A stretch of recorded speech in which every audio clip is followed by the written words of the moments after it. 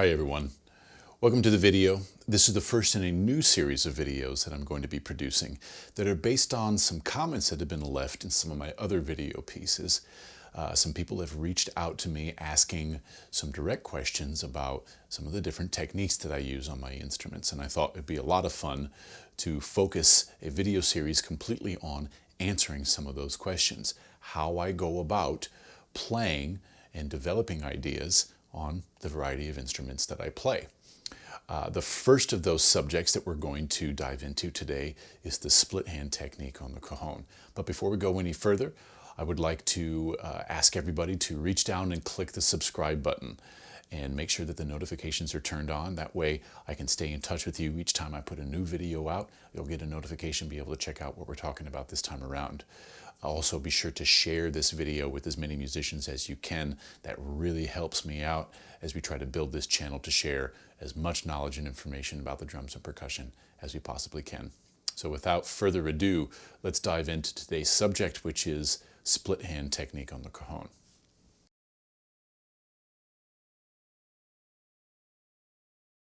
So first we need to define what is split hand technique. What I'm referring to is traditionally on the cajon we play with our right and left hands as our primary implements, right? And it's a lot of alternating figuration, moving back and forth between the right and the left hand. What I like to do, however, is to split the hand into individual mallets or implements. So I'm going to group the back side of my hand, pinky, ring, and middle finger together as one grouping. I'm going to call that 3. And then leaving the index finger on its own, counterbalanced by the thumb, and I'm just going to call that 1. So now I have the 3 side of my hand and the 1 side of my hand. And if I put that both in the right and the left hands, now I've got R3, L3, R1, L1. R3, L3, R1, L1. 1, 2, 3, 4. 1, 2, 3, 4. 1, 2, 3, 4. So now let's just try a basic exercise. First, just practice alternating strokes between right and left hand. 1 and 2 and 3 and 4 and 1 and 2, and now the split hand. 1 and 2 and 3 and 4 and 1 and 2 and 3 and 4 and 2 and 3 and 4 and 1 and 2 and 3 and 4 and 1 and 2 and 3 and 4 and 1 and 2 and 3 and 4 and 1. Very simple. Now, how do I apply this into a groove? Well, a lot of the ways that I use the split hand technique is when I'm creating ghost note type figures on my instrument. Ghost notes, similar to what we would do on our snare drum on the drum set. I'm just going to stir that stick on the snare drum while my other hand plays the broader accents within the pattern, right?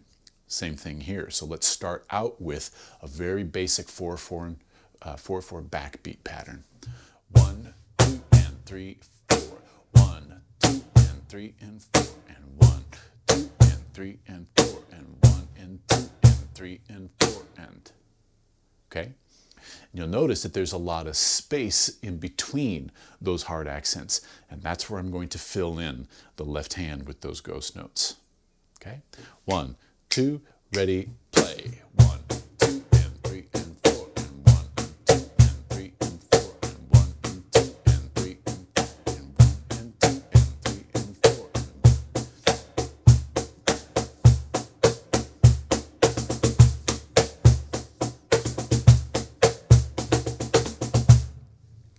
Okay, so as I play that groove, I'm only letting my left hand sort of follow around, stir in the pot a little bit, adding in some of those ghost note colorations in between the major accents with my right hand.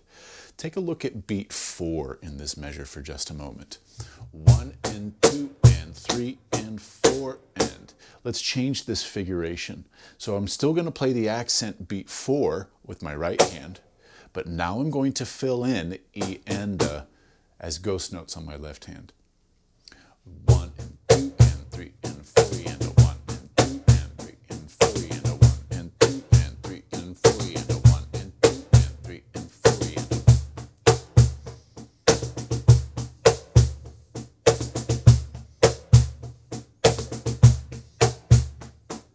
1. Now, the fingering that I'm using for this, I'm starting with the back side of my hand, the 3 side of the hand, and I'm going to play 3, 1, 3. The right hand is going to start that figuration. 4, E, and 1, 2, and 3.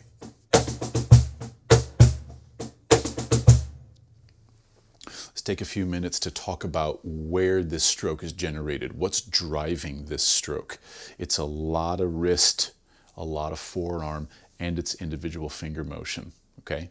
But it's not one single one of those motors by itself. It's all of it combined. Now, truthfully, the motion starts back here on the shoulder, okay? But when I'm playing at faster speeds, you know that this motion starts to condense and become smaller and smaller and smaller to allow us to move at those faster speeds, okay? But let's start with the slow speed discussion. I want you to think of this as being an up and down stroke coming into the instrument, okay? Here's what I'm not doing. I'm not rotating the arm, okay? I'm not fishtailing back and forth like this. That is a pronation motion where the 2 bones in the forearm are rotating around one another. And that's something I want you to avoid. That leads to injury, number 1. Number 2, it's not a big weighted sound. There's not a lot of depth to that tone. It's very thin. And I want you to have as much control over your tone as you can. And you're going to use the whole weight of your arm to generate that tone. Okay? So in order to achieve that, I want you to think about straight up and down motions into the cajon.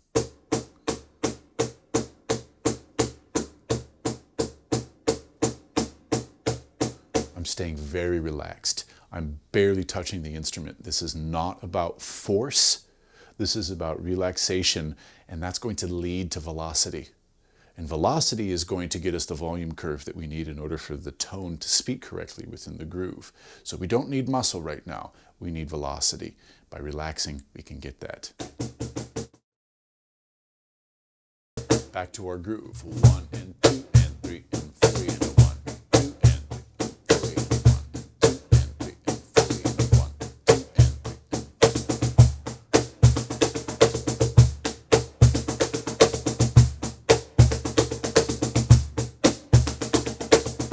I've added another figuration within this, and this is going to be a slightly different fingering, okay? If we look at that basic fingering, right, the 3 side of the left hand and the 1 side of the left hand, and let's make a loop out of this. Let's make a cycle. This is a 3-note grouping. Right, left, left, right, left, left, right, left, left, right, left, left. Okay? Let's practice this as triplets. 1 and a 2, ready, play. 1.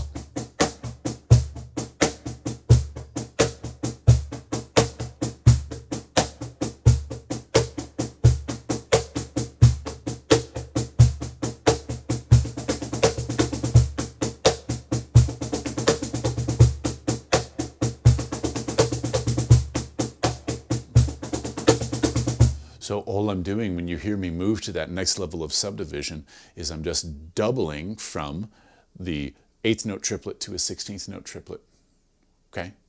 I double that subdivision, and then I'm going to play that figuration twice. This is always a rule that you can apply to any rhythmic figuration on any instrument, whether it's a drum or a percussion instrument or a melodic instrument. It doesn't matter. If you are playing in 8th notes and you have a 3-note grouping, okay, you can double that subdivision, you play that 3-note grouping twice, and it will fit in the exact same metric space. It's a very, very easy way to develop additional variation on any material that you're improvising with, okay? Think of this as triplets, and let's practice a few more times together, that exact same figure. Right, left, and left. 1 and a 2, ready, play. 1.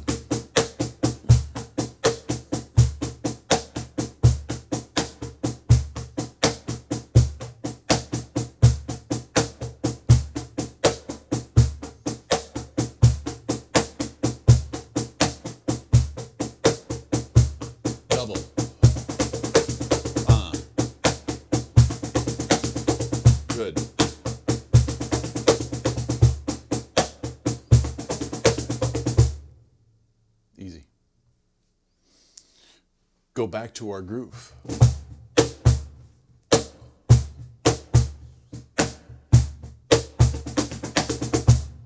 There's the figure.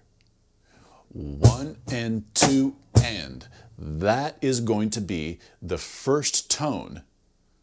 And I'm going to play 2 of these 3-note groupings in a row. One starting with the right hand bass tone on the end of 2. Then I'll play again on a tuck tone, but I'm not going to accent that really heavy. Just enough to match the left hand ghost note, and that will lead me directly to beat 4, which is of course a hard accent, and I complete it with that previous figuration. So look at this now very slowly. 1 and 2 and. So now look at this again very slowly. 1 and 2 and a 3 E and a 4 E and a 1 and 2 and a 3 E and a 4 E and a 1 and 2 and a 3 E and a 4 E and a 1 and 2 and a 3 E and a 4 E and a 1. So the way that I'm perceiving of this is a metric figuration starting on the end of 2 to where my next right hand accent is on the downbeat of 4. It's essentially a dotted quarter note, right? And so I'm filling in now 6 16th notes broken into 2 groups of 3. Now I'm going to complete the measure 4 E and with another accent on my right hand. Let's take this up back closer to tempo. 1 2 3.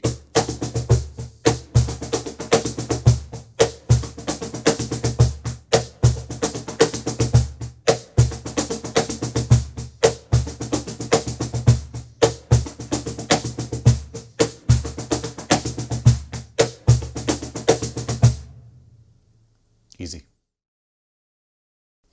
Let's try another idea for a moment.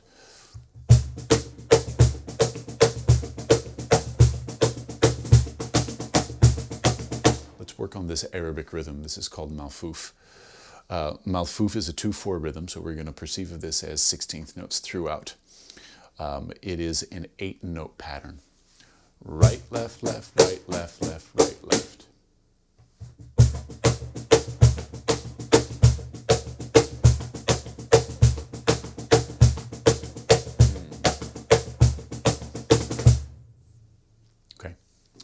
Right, left, left, right, left, left, right, left. Now here at the end of the bar, the last 2 16th notes in the measure are just a very quick alteration of right, left. Very easy. Huh? So now I'm going to string this together, and this is my new groove. This is the skeleton, basic. Add the figuration.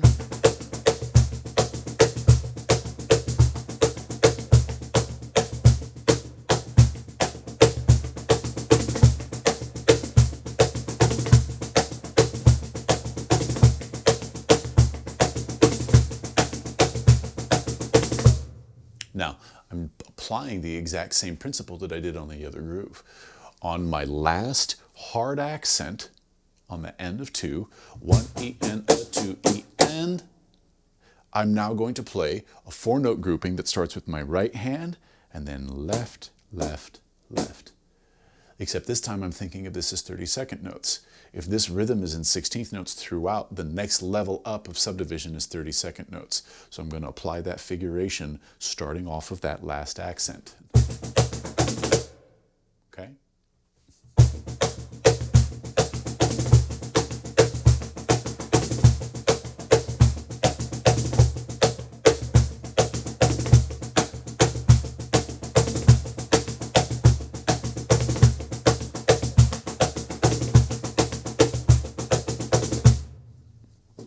Now, let me give you a little tip. Those of you who are watching on YouTube right now, you can go into your video settings and you can change the playback speed. And you can slow down the rate of the video or speed it up. And therefore, you're going to get a couple of different tempo ranges that you can practice these different exercises at.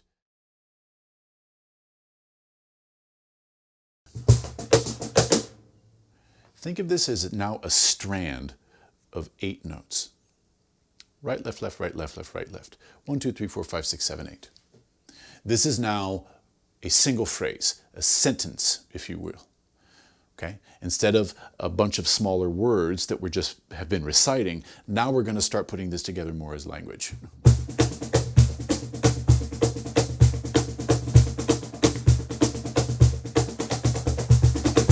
Okay. Think of this as 30-second notes. And now let's take kind of a slowed down backbeat.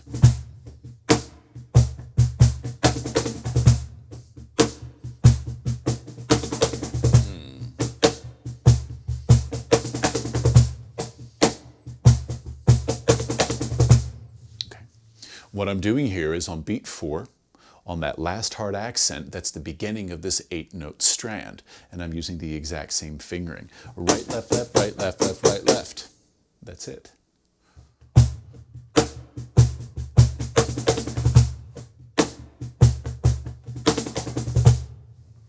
But I do have artistic license now. I can change whatever tone that I want to. And here is where I want to encourage you, as you're exploring these different fingerings, is to let your hands migrate around the drum and find different sweet spots to allow these different figurations to speak and color your grooves the way that you intend.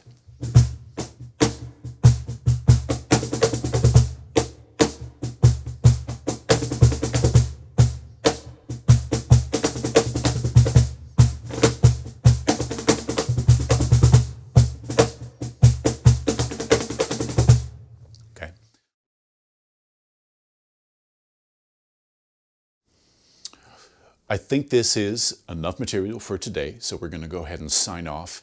I want to thank everybody for tuning in and checking out what we're doing here, this discussion about split hand technique around the cajon. It's a deep subject, okay?